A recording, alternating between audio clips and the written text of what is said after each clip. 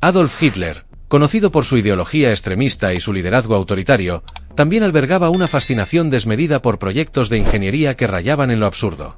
Uno de sus sueños más extravagantes era la creación de un ambicioso sistema ferroviario que uniría los rincones más remotos del mundo conocido, diseñado para cimentar su visión del Tercer Reich como un vasto imperio. Este ferrocarril, que se proyectaba desde Lisboa hasta Moscú, prometía transformar radicalmente la forma en que las personas viajaban y se movían a través de Europa. Imaginemos un tren monumental, un verdadero coloso de acero y tecnología, con un ancho impresionante de 6 metros. Este no sería un tren cualquiera. Dentro de sus vagones se ofrecerían lujosos apartamentos, cines, piscinas e incluso áreas diseñadas para mascotas. Además, se integrarían sistemas de defensa con cañones antiaéreos de 20 milímetros, lo que evidenciaba la dualidad de su propósito: transportar tanto a pasajeros como a tropas a tierras lejanas. A pesar de que muchos de los ingenieros que trabajaban en el proyecto consideraban que era demasiado ambicioso, la realidad es que durante la Segunda Guerra Mundial se acercó más a la operativa de lo que se podría haber imaginado. La magnitud de este megaferrocarril era tal que la ambición de Hitler abarcaba tanto el diseño como la funcionalidad del mismo. Era evidente que para un imperio que aspiraba a expandirse, se necesitaba una solución de transporte de escala monumental. Una de las iniciativas más destacadas era el proyecto conocido como Breither, que en alemán se traduce como ferrocarril de vía ancha. Esta red ferroviaria no solo cruzaría Alemania, sino que se proyectaba extenderse por todo el continente europeo y más allá. Las primeras líneas de este vasto sistema ferroviario conectarían ciudades clave en Alemania, tales como Hamburgo, Berlín, Nuremberg, Múnich y Linz. Pero eso era solo el comienzo. Las propuestas de rutas grandiosas se asemejaban a una lección de geografía europea.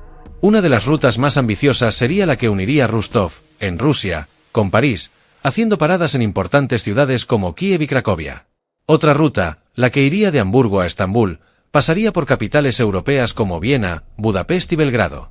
Además, se consideraron conexiones entre Dresde y Roma, y de Múnich a Madrid, así como rutas aún más exóticas que prometían destinos tan lejanos como India y Vladivostok, e incluso una posible conexión directa a Alaska.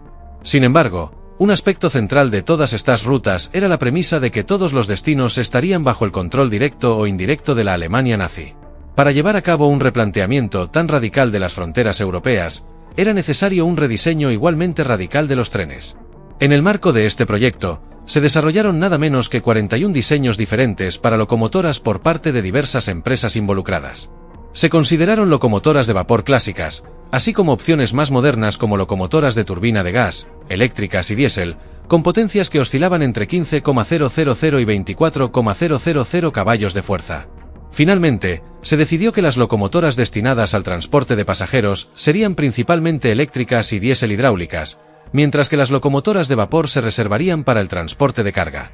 Esta decisión estaba alineada con la necesidad de arrastrar vagones de 8 ejes de 2 pisos, que tendrían dimensiones asombrosas: 42 metros de largo, 6 metros de ancho y 7 metros de alto. Los vagones de pasajeros estarían diseñados con puertas holandesas y escaleras retractables, ofreciendo instalaciones lujosas y características únicas que marcarían un hito en el diseño ferroviario. Entre los conceptos propuestos, se incluían vagones con grandes comedores, bares, salones y plataformas de observación. Además, se planeaban cines con capacidad para 196 espectadores, barberías, saunas e incluso una piscina, todo un despliegue de lujo y comodidad sin precedentes en la historia del transporte ferroviario. Los vagones de correo y equipaje tendrían la capacidad de transportar hasta 8 automóviles, y los convoys militares contarían con armamento, incluyendo cañones antiaéreos. La escala total del tren era verdaderamente impresionante. Se proyectaba que su longitud alcanzara alrededor de 500 metros, con una capacidad para transportar entre 2,000 y 4,000 pasajeros. Todo esto se lograría a velocidades vertiginosas de hasta 250 km por hora, lo que equivale a 150 millas por hora, asegurando que el transporte ferroviario del Tercer Reich no solo fuera monumental en términos de tamaño, sino también en eficiencia y velocidad. Así, el sueño del megaferrocarril de Hitler, aunque marcado por la locura de sus ambiciones, revela una parte fascinante de la historia de la ingeniería y la arquitectura, donde la megalomanía y la guerra se entrelazan en un intento por rediseñar el mundo. Aunque el proyecto nunca se concretó, su concepción nos invita a reflexionar sobre los límites de la ambición humana y el impacto de la ideología en la creatividad y la planificación. En un momento en que el mundo se encontraba en guerra, la visión de un ferrocarril que prometía unir continentes y cambiar la forma de viajar se convierte en un símbolo de la grandeza y la locura de un régimen que buscaba dejar una huella indeleble en la historia. Si has llegado hasta aquí, te animo a que le des me gusta y te suscribas al canal para seguir disfrutando de contenido fascinante como este. Tu apoyo es muy importante para nosotros. Para que un tren de tal magnitud pudiera operar de manera efectiva, era imperativo que las vías fueran aún más grandes. El tamaño de la trocha, es decir, el espacio entre los rieles, era un factor crucial en este ambicioso proyecto ferroviario. Inicialmente, se propuso un ancho de vía de 4,000 milímetros, pero finalmente se optó por un diseño de trocha ancha de 3,000 milímetros, lo que significaba que las vías serían más del doble de anchas que el estándar común, que es de 1,435 milímetros, conocido como la trocha estándar.